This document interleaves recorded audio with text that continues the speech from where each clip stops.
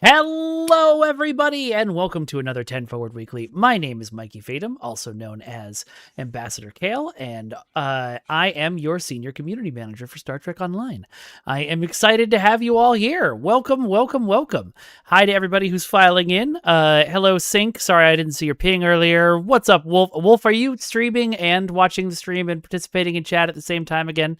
You have a master of multitasking that I can only aspire to. What's up, Lancelot? What's up, Rachel? Hello, Valamir. I'll say hi to more of you as we go on, but I want to introduce our guests. Directly below me, we have character artist Elisa. Say hi, Elisa. Hello. Hi. No. Happy to be here. And directly below her, we have lead character artist Ian Castaneda. Say hello, Ian. There you go. Sorry, I should have cued you. There's like a delay. Oh, is there? Okay, hold on. Let me just Marco. Yeah. Oh, okay. All right. Well, somebody already spotted a Fumo. So Elisa, well done. Your task is complete. We were talking about her background characters before. Was successful. Oh my god, yes. I'm happy. I can end it here for me, honestly. All right, stream over. Thanks everybody. Bye. Thank you. My social experiment went well. I'm happy. Yes. So I want to start with Ian, you're I think the longest tenured employee on STO at this point. How long have you been working on this game?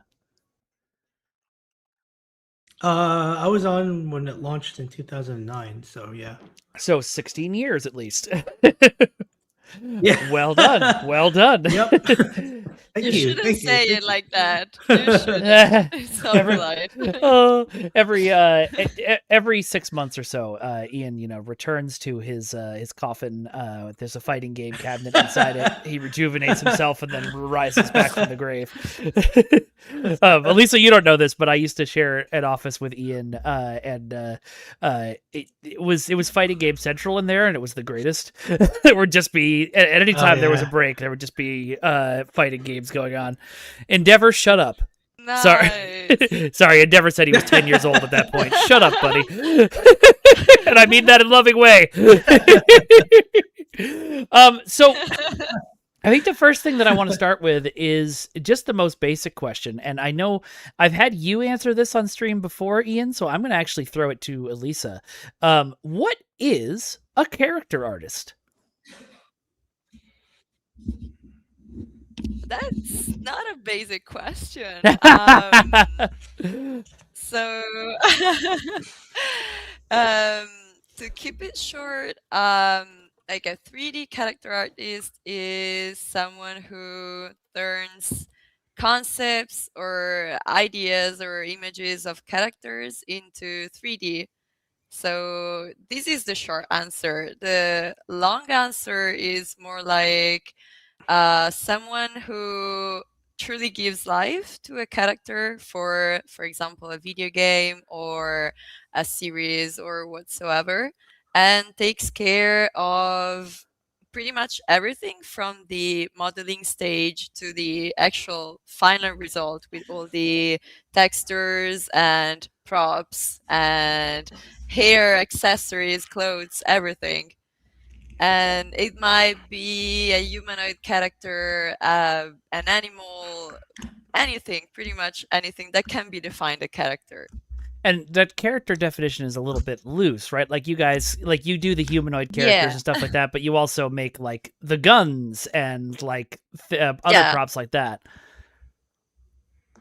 Very cool. Yeah, I would say just everything that concerns character, like a character and everything that's attached to that character, probably. Nice. And you've been, I know I just made Ian feel old. Let's make you feel young. How long have you been on Star Trek Online? It's like just been 2 years. Like it was August 2024. So exactly 2 years ago I joined the project. That's awesome. Well, we're very happy to have you. I'm very happy as well. Yeah. So you guys are designing costumes, you're designing characters. I know, Ian, one of the things that you've wrestled with many times over the years is costumes, for players and figuring out how they work with all the different species and changes that we make. What's the process like? And I'll bring up, I know Elisa made this, so Elisa, you can pop up on that too. I'll bring up the Bavat outfit from the latest expansion. What's the process like of taking, a costume like this, which originally was created for one body type in an NPC, and turning it into something that that everybody, or not everybody, but most people could wear? I'll put in my 2 cents here, but then I'll leave it to Lisa because she's the one who actually made this. So it starts with our concept artist, and generally our target is to make exactly what the concept artist made, because that's approved by our director. And then our first goal is to make exactly what it looks like, and then when it gets to the player part, then we try and fit it into the system as best as we can. Sometimes the costume doesn't fit perfectly, with other costume parts that we already have, but that's just one of the, I guess, nature. That's the nature of the beast. You know what I mean? So, yeah. What's the process like? And I'll go throw this to Elisa, since, like you said, she did this outfit. What's the process like of figuring out what restrictions you have to put on a costume? Like, what will it work with and what it won't work with? Just testing, yeah, and getting a lot of headaches. And a lot of tickets from QA, honestly. And then you figured it out. No, like if I have to think, like compared to when I first started on the project, now it's easier for me to spot certain things that might be a bit problematic to put in game and to have with other outfits. So, for example, very loose shirts or very long skirts, those might be a bit more troublesome compared to, I don't know, a tight jacket and a tight pair of trousers, which are like the best option ever for us. Yeah, capes work very well in our engine too, as I'm sure you both know. It's super easy to do capes. Yeah. Love it. Hey, Budness, welcome to chat. And hats even easier. Oh yeah. Well, Ian could put hats on baby tribbles, so he can do anything. Or not baby tribbles, baby tardigrades. So he can do anything. Yeah, but all the players become bold when you put hats on them. It's tricky. Do you guys ever create like fully monster characters just to like see how badly players can break it, like the 10-foot tall heads, or like super squat and super wide bodies, or anything like that? Well, we don't necessarily do that, because we make it to the same, I guess you can call it, the same specifications in the beginning. And then what happens is, if we want that character to be big, we tell the game engine to actually make it big. Okay. So theoretically, we can make really weird looking proportions on every character. So it's possible. It just depends on the character, right? So yeah. Okay. Cool. Well, I want to jump in a little bit to both of your backgrounds. I'm going to start with Ian. See if you can cast your memory back to the dawn of time. How did you originally get into doing 3D art and character art specifically? So this is way back when, at the dawn of the internet, I was trained to, I was basically an illustration major. So when I went to school, I thought I would be painting like, art you would see on the cover of a book, or art you would see like in a newspaper. Oh my God, those things that things like that. I want to look up some of your book covers. What books did you do cover for? No, I haven't made it. Oh, okay. Dang it! That's what I was trained in. Oh, okay. Okay, so, got it. But when I graduated, the only jobs I could find were, internet web page jobs, or in this case, video game jobs. And back then, the video game industry is very, I guess, young, and so they would just, as long as you knew like Photoshop and like a 3D package, they'd be like, "Come on in," right? And you had a reasonable portfolio. They'd be like, "Yeah, just join us. We need to get this game out in like 6 months," right? And so yeah, so that's how I got in. I got in under like uh, I'm sure you guys have heard like back in the day, the game industry was really like bad in terms of working people to death. Yeah, Yeah. that was back then. That was when like I remember times when I was working every Saturday for a month. Jesus. And yeah, that was really bad. This is not at Cryptic. This was at a different company, No, but of course. that was basically the trend. So, yep.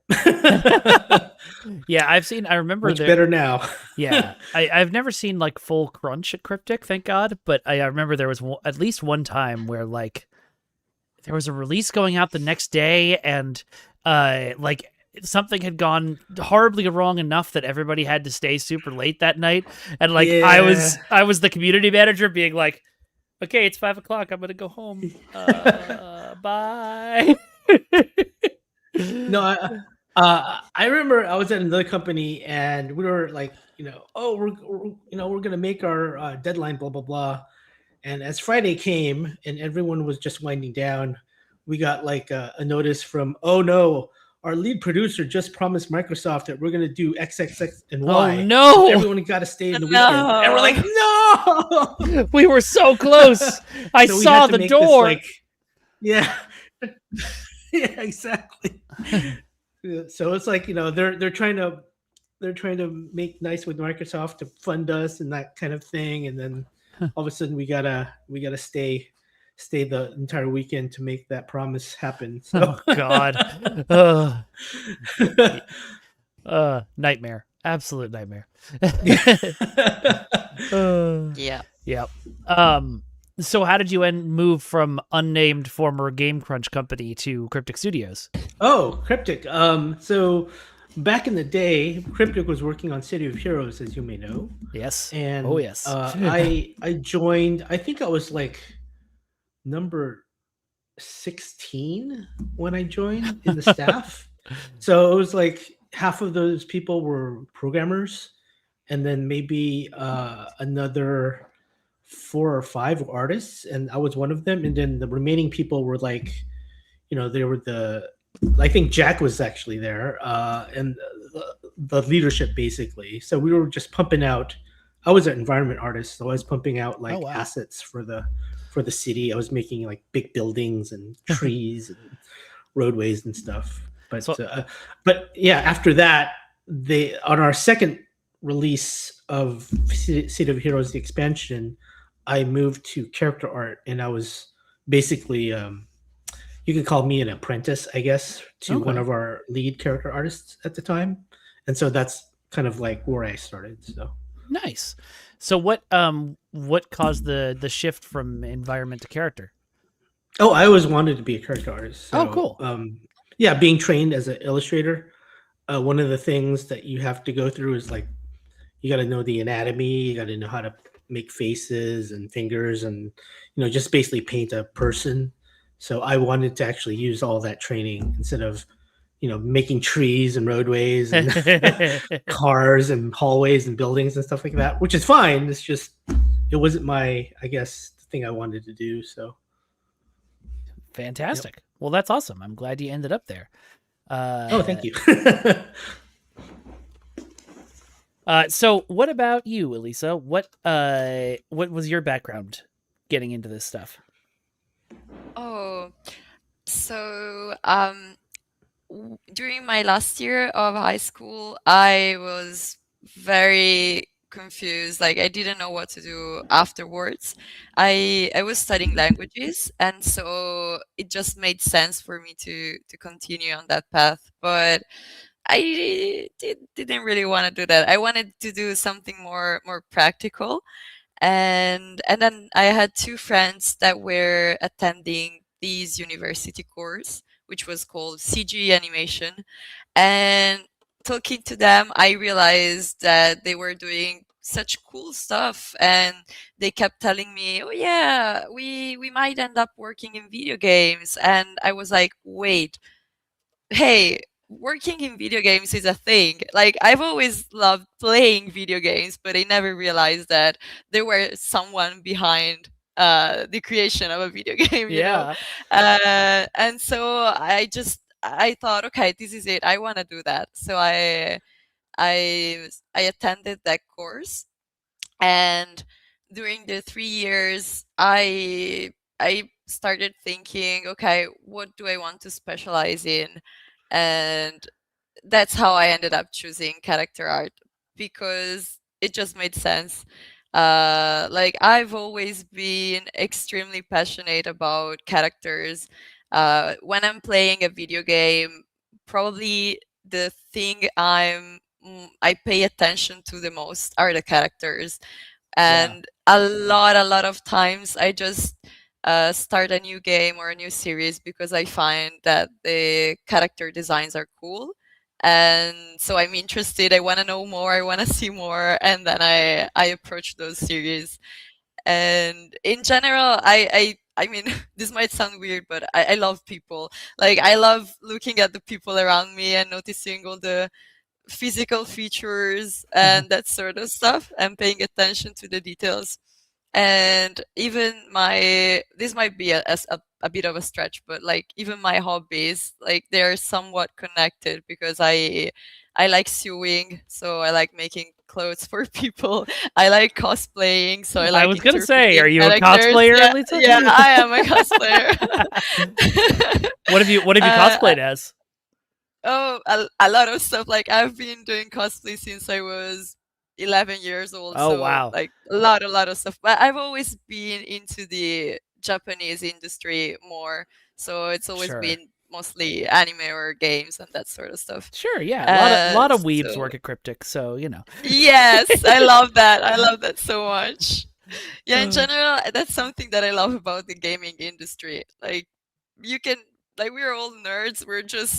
We love what we love, and you can find a lot of people with the same interests as you. Oh So yeah. it's really nice. yeah. And yeah, so yeah, when I was in university, I had different assignments to work on, and I was like, modeling a car. Okay, modeling an environment. Modeling a character. Oh yeah, I love that. And so I wanted just to focus on that and build a portfolio on that, and see if I could find a job, which I did not find at first. Like, my first job was more of a generalist 3D artist job. But then, even in that company, I tried to push to work mainly on character stuff, on props and costumes. So I slowly started to work on that sort of stuff in my previous company. And then one day I just found a job at like, on STO. It Nice. was a miracle. the Yeah. universe came together and dropped you Yes. here. I was just waiting for that moment. Well, Ian, you sent us a bunch of stuff to look at that's like sort of going through the process, I think, of making Bavat specifically. I've got the head scan thing pulled up. Do you want to talk about Sure. what that process is like? Yeah, sure. So just some background information. Yeah. Season 36. I'm sure many of people played the episode. This is where we introduce the new revamped Bavat. The big bad evil Klingon admiral. So when we started revamping him or redoing him, our concept artist gave us basically a rough sketch, and basically I sort of modeled the head that you see there, the first one where it says blockout. I based it off of that concept, and this is very early. We didn't know like exactly how we wanted it to look, but we just started with what that concept looked like, and so I just blocked in some basic features for the head and stuff like that. Ian, I gotta interrupt you for a second and say, Sure. like, so artists are sorcerers, and I don't know how much you guys know that. You're talking about this fully realistic human head that's staring at me right now, going, "Yeah, I just blocked in some basic shapes. It was just a quick process. No, it's fine. Don't apologize. I just wanted to compliment you. But what is the process? Like, no. Making something like this? Is it like sculpting it out of clay, kind of in 3D? Like, how does that work? Yeah, I will Yeah. say that a lot of the character artists, what they do is maybe they made a character like, I don't know, a couple years ago from scratch, and instead of like every time they get a new character, they start with that one that they made a few years ago from as a starting point instead of going straight from scratch. So this is what I did in this case. Okay. This is actually a head that existed that I kind of you could say massaged into place based on the concept, and so that's what you're seeing right now. And then after talking to our art director Phil, he wanted it more. Yeah, if you go to the number 2 there, he wanted it more. Obviously, like, this guy's been through a lot of stuff and he's really old, right? So he's been punched in the face more than once. Yeah. So what he wanted us to start investigating is doing head scans, because I had mentioned we had done that before. And so what is a head scan, Ian? So basically, a head scan is there's a bunch of companies out there who actually scan the faces and heads and bodies of actual people. And it comes with the actual skin texture and all the features of imperfections, everything that person has on their face. And it's so this incredible, but it's also very scary to look at, honestly. Yes. Like, if you show head scans to someone who's not in the industry, they'll be like, "Wait, that's creepy." It does kind of look like a mummy, like a mummy that got unwrapped. Yeah. In this image. Yeah, and so like what Phil was after, he wanted a legitimacy, you could say, to the skin, where it's not so I guess you can say, like, it's not so polished and perfect. So he wanted that sort of fidelity. And so we went through a few head scans. There's several major websites you can choose from, and they all have hundreds of head scans you can choose from. Wow. And this is the one that he liked the most, and I agreed with him. It looked like what he wanted for Bhavat. And that's what I'm showing you here, the head scan without any manipulation. That's straight from the vendor, as we say. And if you go to number 3, that's good. So somewhere out there's a human being walking who has Bhavat's face. Yes, I think this person. Yeah, I think that person's from England. I think. So he got scanned and they paid him some money and he left or something. I don't know. That's funny. Yep. Signed a thing saying my face will be used in video games for the next 30 years. I always wonder how the process works. Yeah. Like, how did they just pick someone on the street and say, "Hey, do you want a bunch of money to just shave your head and be scanned for a video game?" I am 100% sure it was it's an advertisement on an acting site, because actors, I know from experience, will do anything to get their faces on things and to be able to eat that week. That makes sense. Yeah, makes sense. Yeah. Yeah, I mean, I would venture to say that this guy probably, his face has appeared in other things. Oh yeah, right. I'm so sure. Who knows? But so the third part, the number 3 here, we use a software that basically it takes the head scan and it wraps it around basically the sculpt that we make. So it becomes a combination of both the head scan and the sculpt that we make. So if you go to the right there, if you pan to the right, you'll see the result of that. It's sort of that guy right there. So he's sort of the combination. And so that's the next. After after that results, we go to number 4, and then we kind of decide, okay, do we want the wrinkles here? do you want to paint out the wrinkles? Are these skin blemishes too much? So it's sort of like we start saying, what details do we want? What details do we don't want? And we kind of paint it out or paint it in, that sort of thing. Okay. So all this process is probably about, I would say, about 5 to 8 days, with me going back and forth with our art director, or the character artist going back and forth with the art director.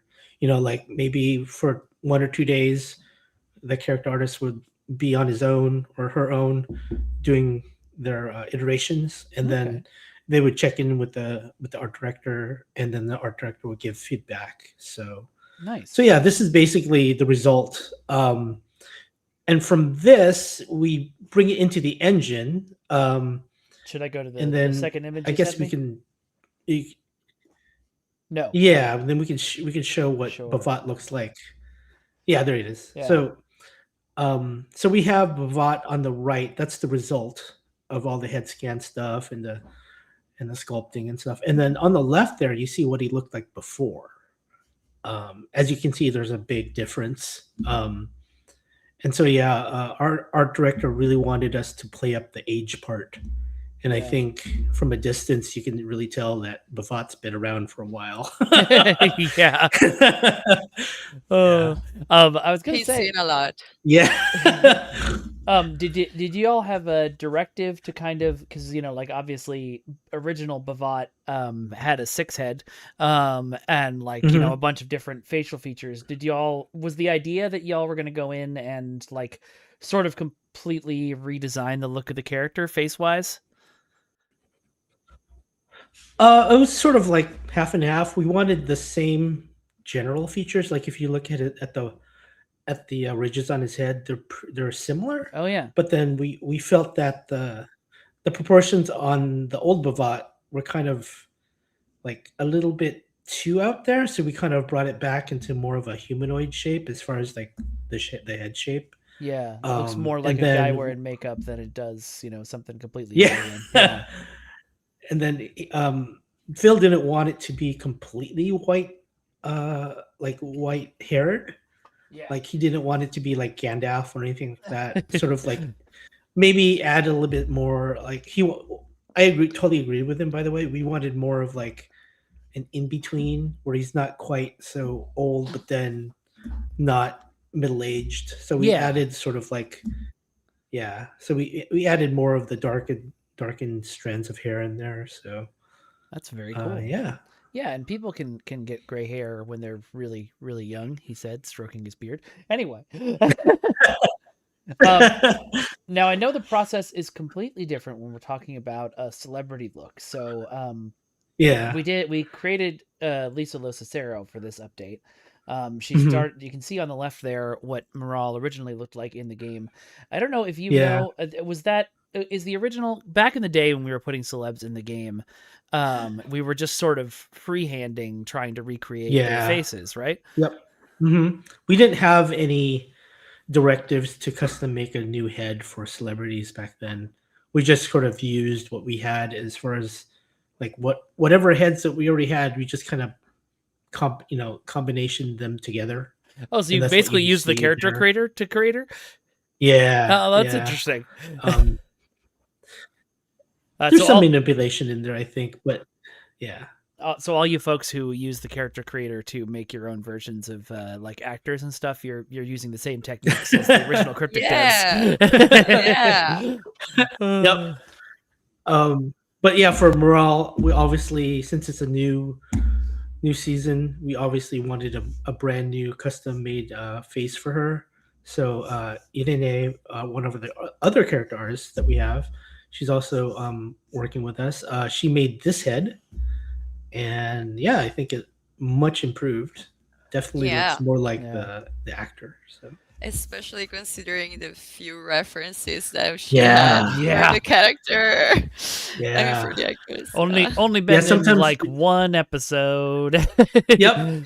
few Yeah, word frames of one episode Yep. from Yep. 100 years ago, and that's everything you have to work with. I swear, yeah, happens Yeah. all the time with That's- costumes, with everything. There's, That's- I will say there are like days I spent half the day just trying to find references. So, Well, I remember when Paramount Plus first launched, which is now. No, it's back to being Paramount Plus. It was CBS All Access when it launched. We were like, oh, we're gonna have all of this this amazing ways to get reference, and then it was like 3 months of technical challenges trying to talk to Paramount to get it so we could take screenshots and like look at stuff. And... I mean, to their credit, they do send us stuff, and we do have a big repository of Yeah. reference. But sometimes when like the episode aired 3 weeks ago, they're not gonna have all the reference we need, right? So, Yeah, and they're also not going to just send us the full episode because, you know. yeah, Yeah. exactly. So I'm going to ask Elisa this because I think you've done some of this too, although I think you were saying Irene worked on this one. But Yeah. what's the process of, we talked about head scans and sort of creating an NPC character or basing it on a face you already had. When you're making a character likeness like this, what changes about the process? I guess that you just have that extra layer of difficulty of having to match perfectly someone that actually exists. So you're not basing your work off a concept, which is just a 2D drawing, maybe only one angle of the face, and that's it, and you have some sort of creativity. Here you have to analyze that person face from every possible angle and having it match perfectly. So do you pull up pictures of the actress like to like layer over the image and stuff? like if I was I look like a stalker when I work on likeness. you have to collect every possible photo of that person and just make a big document of references with all the photos that you can find, all the weird angles, like from the bottom, anything works. Anything. I'm imagining because we only had like the 2 pictures of Morale, but since Lisa Locicero has been in a lot of other like TV and film, are people pulling on stuff like that to sort of like add to like the different angles and stuff they need, and then just being like, and we'll add forehead ridges to this later? Mhm. Nice. For sure. Yeah. All right. I will say that I don't know I don't remember the celebrity who it was, but they had sent us, like celebrities will have their acting photos, right? And that's what they send to the, I don't know, I guess the audition people. Oh yeah, and they sent us those photos, right? Yeah, and they're perfect. They're like, there's no imperfections at all in the face. Everything's like nicely lit. They look like models, right? But then we were looking at it, we're like, that's not what you look like in the show. Yeah. Like, you're a Klingon, you have a lot of stuff on your head. Yeah. You look like in the show. you look beautiful, but in a different way. Yes. Yeah. That's funny sometimes. Yeah, that's funny. Well, let's take a look at Stupid Sexy Amar Noonien Sung.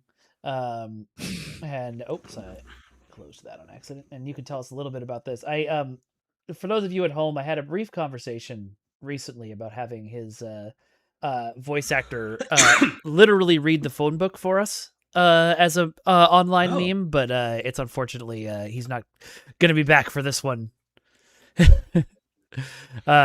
So yeah, Amar, I believe it was Audria, our concept artist, made a concept of him. Yeah. And Pretty sure she did. so I basically just copied what she had, which Nice. is sort of like your bearded evil scientist.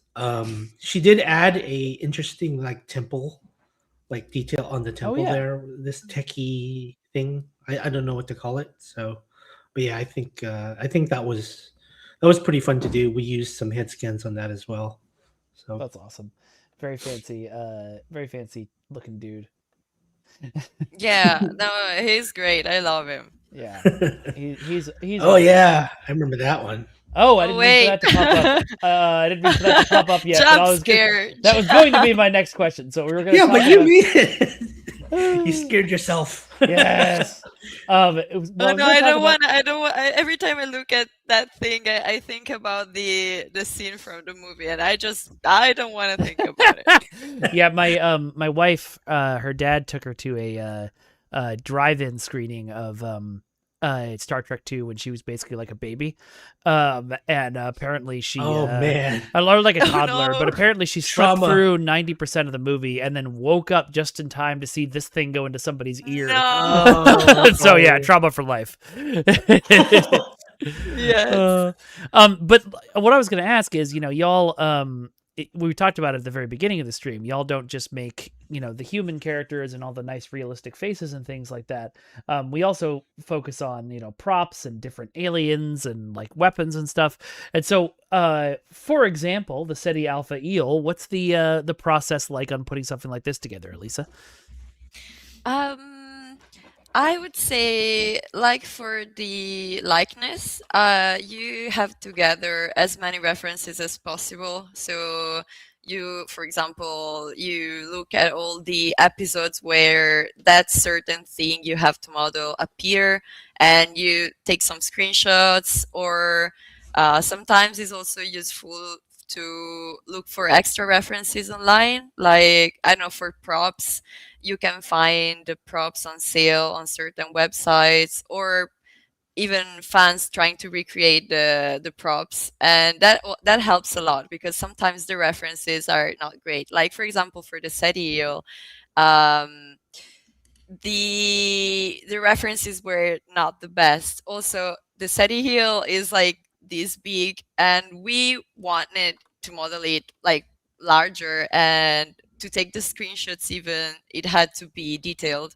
So like for the SETI Eel, yeah, it was a mix of gathering as many references as possible, all sorts of references, and then trying to get a bit creative on the sculpting part to make all the scales look interesting.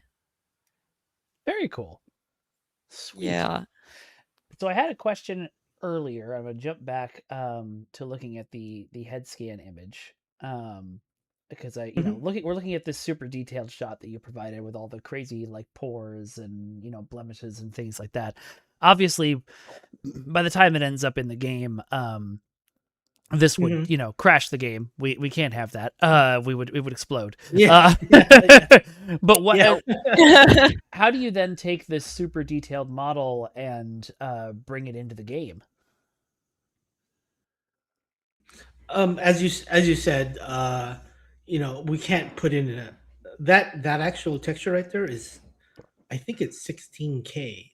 Woo. So obviously Yeah. that would never work in our game because it's huge, right? So Yeah. we bring it down to our normal either 2048 or 1024 size. It's mainly there for like holding up to cutscenes, because sometimes the camera would be fairly close to the character in a cutscene. It's not necessarily there for like when you're playing as a normal character and you just walk up to Bobot and then try and zoom in on his face. It's not really for that. It's mainly for the cutscenes. But yeah, you're right. You would never see that close on the skin. Yeah. But having it in the source file, having it that high, it just gives the production team more freedom to make the actual size that they need. So very cool. So it still kind of imports with that like texture, but then it's sort of up, sort of down res different levels depending on where the model's being used. yeah. Okay. Mm-hmm. Yeah, for a cutscene, if it's really close to the face, then we'll have it like at the highest resolution possible. Right. But for normal like gameplay, it would just be at what we consider as standard resolution that you would just see when you're walking around and that sort of thing. So. Got it. just to let you know, Metroid RTX says that he has a lot of VRAM, so we can just put it in the game. It's fine. Crash everyone else's computer. Yeah. Yep. Yeah. That's fine. That's we were fine, gonna right? make a patch just for him. Yep. Like, yeah. But Uh, the problem is that we first have to be able to process that sort of textures on our computer, is because those are heavy. Those are heavy for the GPU. They are. Ramona also said, in order to make room for Vivat's new face model, we've made the difficult decision to delete every file in the game except for Vivat_head. Yes. Yeah, that's how the game was just a That'd be floating funny. Vivat head. You can move the Yeah. camera around it and enjoy. Yes. Well, Vivat Online. Vivat. Yes, I like that. Oh, I want to see that. I want to see that as a meme. Somebody make that. All right. Well, We're gonna write it down. yep, that's gonna happen. Well, I'm gonna open the floor up for questions from the fans here. Remember that we are asking questions to character artists. If you try to ask a question about, like systems, game design, balance, I will simply ignore it. Same thing with ones about like bugs, although please submit those on the Discord.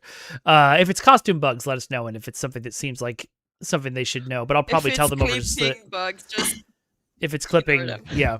I'm sorry. I'm sorry to all of my Taylor people. But if it's clipping, yeah, there's not a lot we can do. We try to avoid it.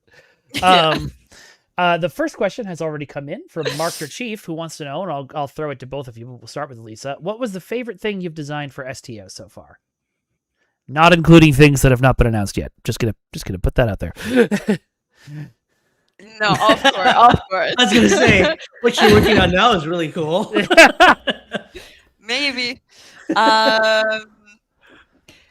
Okay, I already mentioned this once, but something that I extremely like about what I've done so far is that I've been assigned a couple of very funny assignments. I would say like meme related assignments. So for example, I worked on the Frontier Doctor costume, which I love is that the costume. Disco McCoy costume, and I also worked on the security guard uniform, which is a very, very old and funny looking one, and the Moopsie hoodie, Oh, a couple of other I love the funny Moopsie stuff hoodie. like that. Uh, So yeah, and it's always just so fun, especially when I gather the references, because like, bear in mind I'm kind of new to the Star Trek world, so I'm learning as I work on the project. So maybe, I don't know, I got the references for McCoy, and I just looked at references online, and then I started seeing a lot of fan arts of him on the dance floor with the caption Disco McCoy and blah blah blah. And so yeah, I love that, honestly. That's incredible. It's always just so fun. And on a more serious note, actually, I would say that Vivat was pretty interesting to work on. I really think that Adria's concept was amazing, and I was honestly honored to be able to work on his costume for season 36, and yeah, it was nice, challenging but nice. It's such a cool costume too. Thank you. I really like it. All right, Ian, how about you? You've got a bit more of a back catalog to think through. I'll just mention the one I really liked recently, which is Moopsie, because Yes. when we made Moopsie, we had to, like, one of the stipulations from Thomas was, we have to make him so his mouth gets huge and Wow. attacks people. So that was kind of a challenge, but I think working with our animator, we got that working. So yeah, that was really fun. So yeah. Speaking of animator, this is an interesting one from Captain Spicy Pants. I know the answer, but do you folks, in addition to doing character design, do you do character rigging and animations, or is that a different team?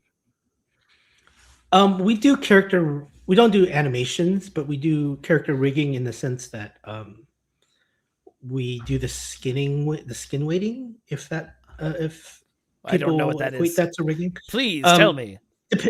typically it's sort of like saying, okay, well, the bone on this arm is going to influence all the meshes that are on the glove, right? So when you move your arm up, it's the glove is also going to move, that kind of thing. So that's what we do in terms of rigging. But beyond that, our rigging is done by our animators. So Nice. Very cool. All right. Other questions. Austin fan for life. If you're talking about what I think you're talking about, where sometimes your ship spawns in as your character or vice versa, that's not something these guys can work on, but that's a long-standing thing with the game. And believe me, we hate it as much as you do. Although we also kind of love it. Let's see. Okay, I have a question for Ian because it's come up a couple of times, and I'm going to give a little backstory for anybody who might be newer to the game. Several years ago at Star Trek Las Vegas, this is probably now at least 6 years ago at this point, we went through a series of announcements and we showed off the Disco and Discovery era Andorian head that we'd made for a specific character we were adding to the game. But the way that I personally announced it made it seem like we were adding Discovery era Andorians as a playable species. And since then, we sort of worked on it off and on. I know, I think, who was it? I think it was, I forgot who it was, but there was somebody on the character team who was working on it like in their spare time and stuff like that. And then, you know, we didn't talk about it for years. I wasn't involved with the game for 2 years. So I guess I'm asking, has anything progressed on that front? Are we still making those at some point? The assets exist, but when the whole like change of ownership kind of happened, that went out the window. So they still exist. We can still pursue it. It's just something that the leadership has to want us to do, that sort of thing. Got it. All right. So it was in the works, but I'll corner Thomas and force him to do it.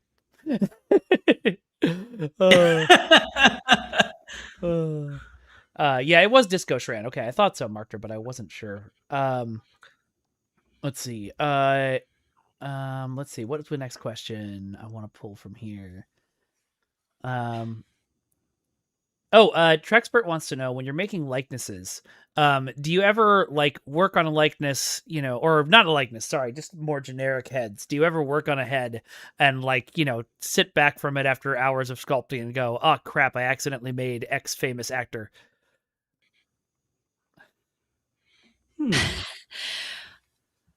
Elisa, what do you think?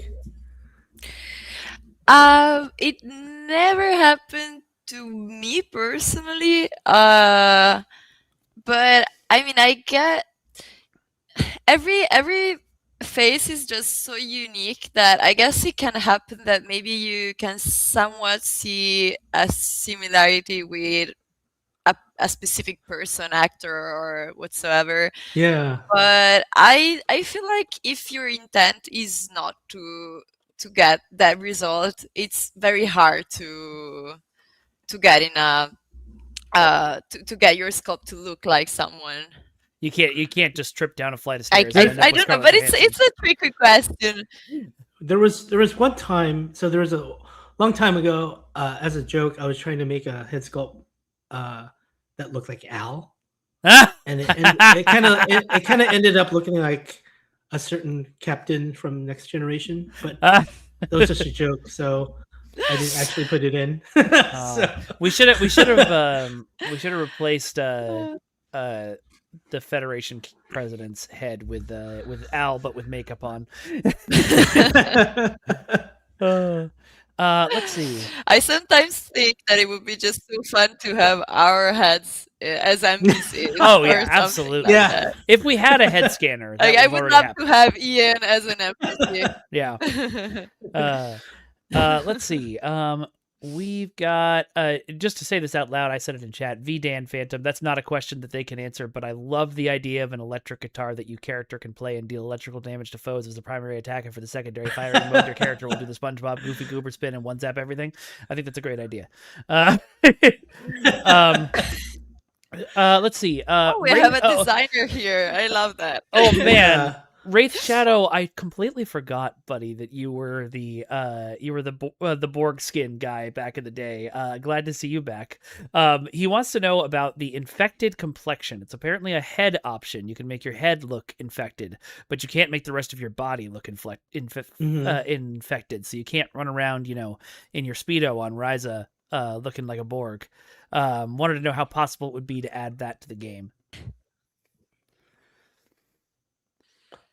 I think it's possible. We just have to put it on the schedule. I think in that case it was meant for obviously it was meant for Borg as an enemy, so you would fight them, obviously, right? And I think we started allowing the head part on players, but I don't know if I guess we didn't because he said that it's not possible in Ryza. Yeah, we'd have to look into it. Oh, I added the bit about the Speedo and Ryza. That wasn't in the original question. Oh, okay. Yeah, we have to look into it, but yeah. Okay. Cool. This is an interesting one from Trexpert. We saw the building of Bavat's head through all of the soulless mummy versions without the eyes and mouth. How does adding the eyes and mouth and like animating all that stuff work? Oh, so we already have eyes in the game, so there's no for us. We in those images that you saw that there's hair. We don't use that hair actually. We have hair in the game, so anytime you see that kind of thing in the pre-production, it's mainly for visualization. You got it. You're there. But like in that file where you saw Bavat, it's just his head. There's actually eyes there. I just have it hidden. Normally we don't make new eyes because we already have eyes for some point. Yeah. But it's not like the shapes are that different. Yeah. If anything, we make new textures for the eyes if we want them to look in a specific way, with some sort of effect or a certain color or whatever. Yeah. Okay. And same thing for the mouth, I guess. The mouth is not even something that you see a lot of time, like the inside of the mouth. So yep. You have a set of teeth we use for everything. Yeah. Oh, nice. Everyone has the same teeth. Perfect. Yeah. Stu, sorry to stay up on you, bud, but I think we're gonna not do any more questions of can you add this, because I mostly did it for Wraith Shadow because he's been asking for that specific one for 4 or 5 years at this point. But I don't want to flood these guys with requests. Make sure you put those in the Discord though. Let's see. Valamir wants to know, this is an interesting one because I think I know the amount of work involved, but I want to hear it from y'all. What would it take to update player character textures to the level of episode characters like Bavat? That's the big question. I would say we want to do it the right way. In other words, we want to update the actual tech first. Yeah. Because the way it's being done right now, it doesn't allow us, let's say, the most quote modern way of doing materials and all the detail work. So actually our art director is investigating in looking into that, where we want to update player textures and materials and all that sort of thing. So yeah, that's being talked about right now. So okay, very cool. That's awesome. Hopefully we see something awesome coming out of that. Hunter Bahamut has a question that I'm not going to let you answer. I'm just going to chuckle evilly. He says, are there any old characters, costumes, items that he would love a chance to update in some way? Stay tuned. I was funny that you mentioned that. Yeah. Stay tuned. Yeah. Okay, similar question from Trexpert. And I think this may even be more of an animation question. You can let me know. But if we wanted to make it possible for players to create non-humanoid characters, obviously the big problem with that is the 10,000 animations new animations we'd have to make. But what would be involved from a character artist end of making something like a Tholian playable for players? Oh. Basically, so anytime we make a new quote playable character, we have to make their base body without clothes. What does the Tholian look like without clothes? Because then we start adding clothes on top of it. So we have to make them without the clothes, then the clothes that they come with, and then like, is there different versions of them? Is there like are Tholians two genders, or is it like one gender? I have no idea. Right? Like, Yeah. how does it work? Or Mhm. yeah, all that stuff has to be answered. So, but interesting. Tholians are cool. Yeah. I'd love to see Yeah. what we could do. I don't know.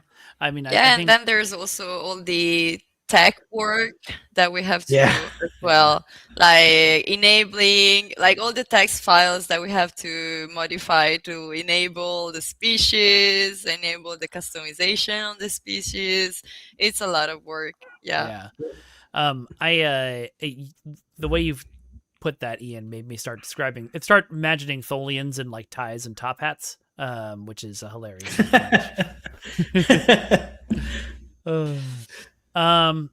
Okay, this is an interesting one. Wraith Shadow wants to know if you could pull any character assets from Champions or Neverwinter, what would you want to pull that you could then use in STO? I want a dragon. Yes. Are there Star Trek dragons? Sure, there are. Why not? Honestly, I love Neverwinter, so a lot of stuff from it. Like, yeah, a lot of the animals.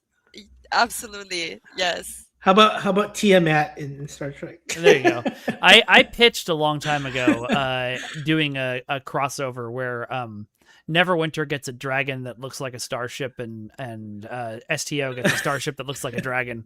Perfect. That's perfect. That's perfect. Yes. Or Valinja shows up on ESD. Yeah, there you go. I want that. I want that definitely. As opposed to sitting in Julia's house where she is right now. Sorry, we used to have a Valindra statue in the office, and when Julia Fredrickson, who was the community manager for Neverwinter, when she left, she took the statue with her, and it now has a place of honor in her home, which I love. Yes, every cryptic employee would take pictures in front of that. Oh yeah, statue and the big dragon. Yep. We had a Yep, the big dragon. so Ice Queen has an interesting question. She says, let's say you have someone like, and she specifically says Alice Wetterlund, and I understand the hint, nudge, there, Ice Queen. Voice an original STO character. Would you want to model said character to look like her? And we have had people come in to play original characters before, most notably Kumarke.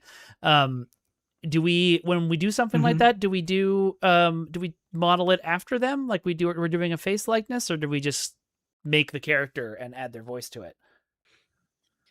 I mean, probably Ian can answers better, but I guess that having the likeness implies a lot of more, like in terms of contract with that person and copyright and blah blah blah. So I guess they're just two different things. Yeah, usually in the production order, it's usually they make their character first, Okay, and then they ask someone to do the voice. got it. Yeah. I'm curious, actually, now that I've thought about this, because Trexpert mentioned Rekha Sharma in chat. When we made Rekha's Klingon character, since we already had made Landry, did we base the Klingon character on the Landry model we had? Yes, the character artist who made Landry was also obviously assigned to make the Klingon version. So it was really easy for him. It was like, oh, I already made this. I just got to add like head some ridges to to the front of the head, and it was Yep. That's great. So he was happy. Yeah. Oh yeah, apparently dragons are a canon because they were in the animated series, which is canon. Yep. Then what are we waiting for?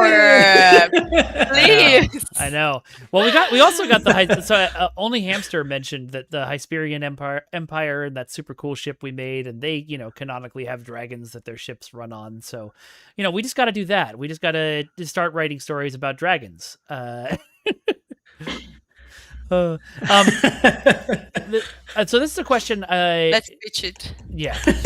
Okay, I'm gonna do this wrong. I'm sorry. Jaya Gare, I think that's how you pronounce that. Wants to know if you guys could add, like, just snap your fingers and add a technical feature to the character tools in the game, or in the engine. What would you want to add?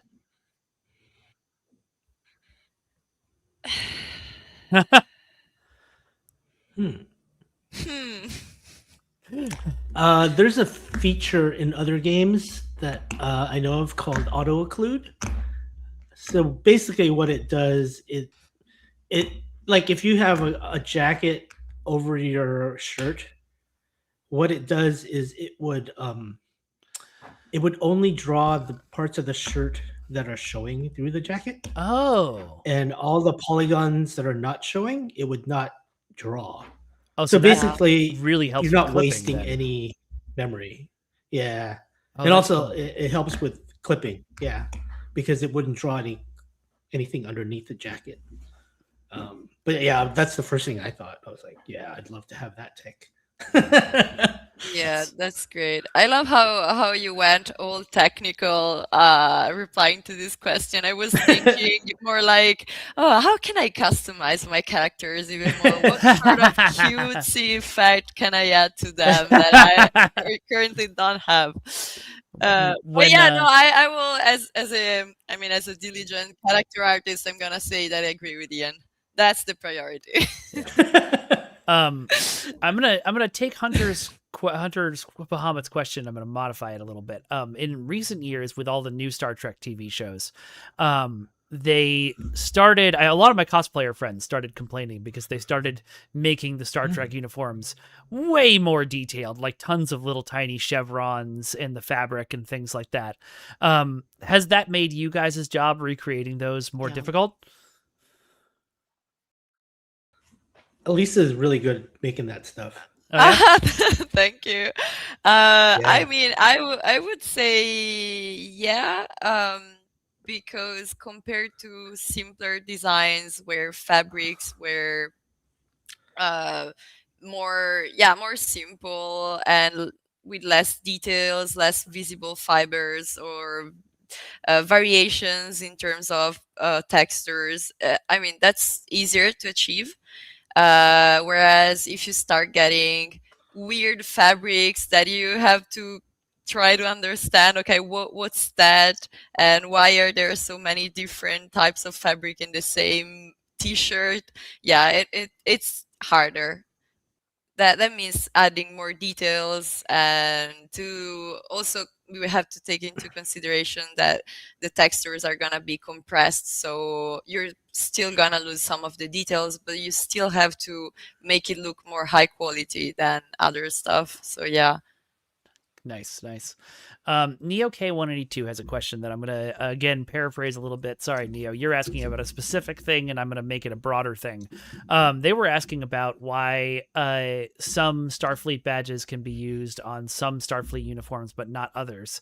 And I'm going to morph that into a question of what's the process like of adding compatibility between two pieces of an outfit. So, like, if you want to make it so that this uniform can wear this badge, or this uniform can, well, let's start with this uniform can wear this badge.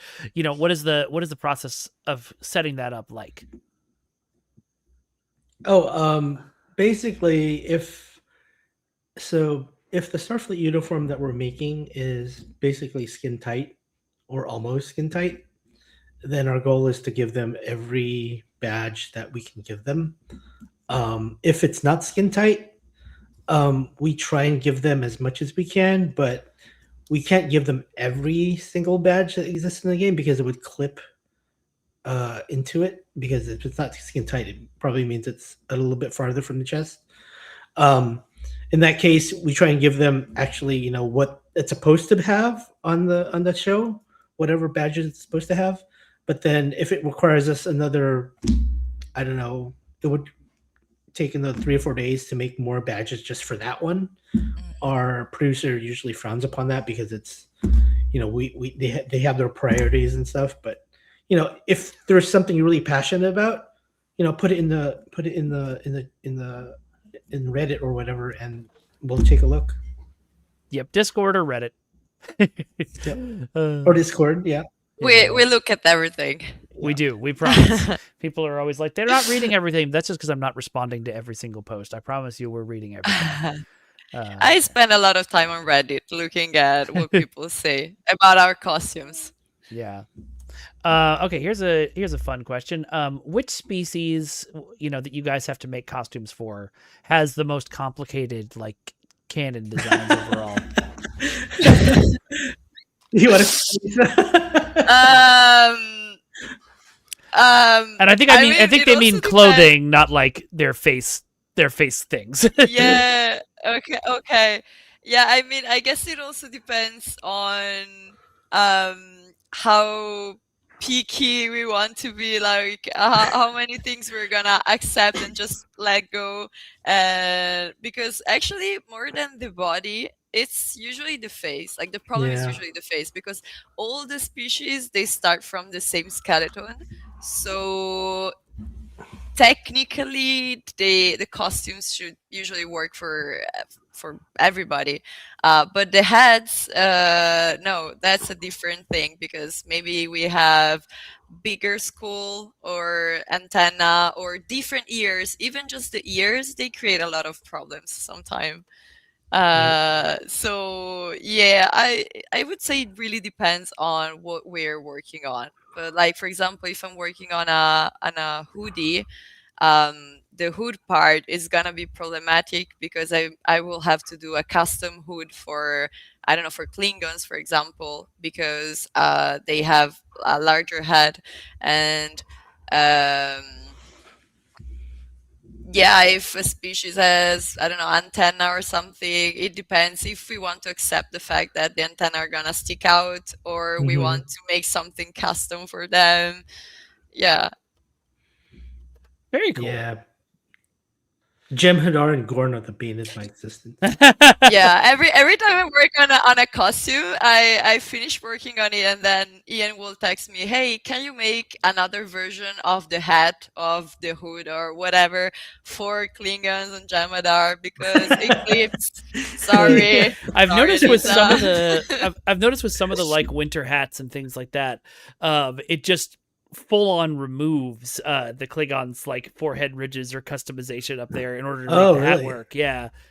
Yeah, that sounds like a bug. We should. Oh, Yeah, take note of if that. it's the ridges, it's weird, I guess. well, it's not the maybe it's not the full ridges. I don't know, because it was for like a beanie that like fully covered where that would be. So it was kind of almost like that auto occlusion. I don't know. If I see it again, I will remember and tell you guys. Let us know, yeah, please. KelMG, once again, great suggestion. I don't think these folks decide what kind of hair they make, but it's definitely a thing. It's definitely something that we should talk about on the Discord, and I can forward that request up the chain. But it does dovetail into a question I saw earlier. What makes it so, when we make new NPCs or new celebrity likenesses, we tend to make new hair for them. Is there a process for then making that hair a player usable hair? And what are the restrictions on that and limitations? Oh yeah. Generally speaking, we try and give every new hair we make to the players. Sometimes it's not possible, but that's the general marching orders for us. So when we're making like Morale Paris's hair, we just made. We also made it available to Klingon players as well. So as far as like what the process is, it's basically if there's a new NPC that's really going to be featured in the next episode, and that person needs to have new hair, then we'll make that hair, and then we also plan to give that hair to the players as well. Yep, that's basically the process. Nice. I remember for some, because like a bunch of people are now asking about the Michael Burnham hair. There was a couple of celebrities we made where the hair was like molded into the face sculpt or something like that. I vaguely remember, so which is why we couldn't release it. Oh, it's because to get the look of that hair, we custom painted what people call ambient occlusion into the head texture. So obviously we can't custom paint that same pattern into every player hair because player head, because everyone's going to have a different hair, right? So that's why we didn't release it, because it looked really strange on, like, if we put that pattern of that specific hair into the diffuse or the texture map of the player hair or player head, sorry, it would look okay with that hair, but any other hair you put on, it would look completely wrong. So Yeah, that's why we didn't release it, because there was no like, it looks good here but looks terrible everywhere else kind of thing. yeah. Yeah. And it's so making that one player available, for example, would involve basically remaking the hair entirely. Yeah, we'd have to change the way the system is set up in a programmatic level, so that it would apply some sort of like ambient occlusion onto your texture map for the head. So Now, you sort of explained occlusion earlier, but what's ambient occlusion? basically, like, if you have let's see, I don't know what, Elisa, do you have a better way of explaining it? I'm trying to think. It's like the natural occlusion that is generated when there are like overlapping things.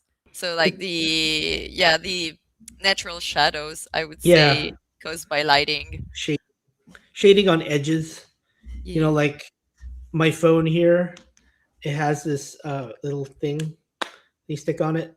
Ambient occlusion would be like shading around the edges here. Okay. To sort of like pop it out from a distance, so you can see that there's like shading around the edges. Pundus says, when objects are close together, even if there's an ambient light source in a room, corners, for example, will naturally become darker. There you go. Good job, Pundus. Sorry. Appreciate you, Keen. You don't need to apologize. It's hard. It's one of those things that always comes up when I'm interviewing people about their jobs. I'm like, can you explain what that is? And everyone kind of goes, yes. My Maya instructor's like hating me right now because I forgot the definition. Very cool. All right. Well, folks, we are about at time. We'll do maybe one or two more questions, but I am also going to set up the giveaway. So as a reminder, if as this giveaway goes, anything you post in chat enters you into the giveaway. And if you do win, hit me up with a message here on Twitch or on Discord with your character name and your account handle of the character you want the T6 coupon on, and I will get that sent to you. All right, here we go. It has begun. You may now begin posting things in chat. And then, of course, I just said that, and now I'm not going to get any questions for a minute. Let's see if I can scroll up and find some good ones, because I know we got a lot of questions in. And of course, the chat is trying to scroll down every time someone new posts, so we'll see. Oh, hello to costume contest winning Noxie. Good to see you. All right. Got that. Admiral Sunyo wants to know: is there a point in the character creation process where you have to kind of go, "Wait, I made that too complicated. I have to make that more simple"?